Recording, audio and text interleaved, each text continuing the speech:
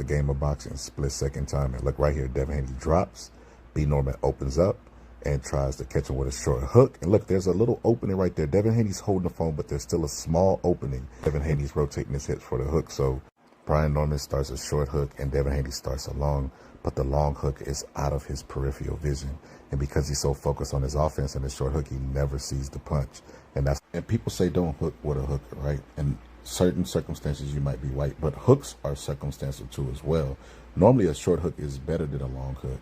But in this case, Devin Haney throwing the long hook, he didn't see it. And because he's so focused on the short hook and throwing it where he last seen his head, it was perfect. It was Devin Haney's throwing his long hook. He rotates his hips, and there's a space right there. As you can see, he's holding the phone, but there's still a little space right there. But that little adjustment of him dipping down before he rolls up was all the difference. Punch, but he still followed through with his hook. And Brian Norman's hits his chest, and his lands perfectly on the mark. Brian Norman never sees it.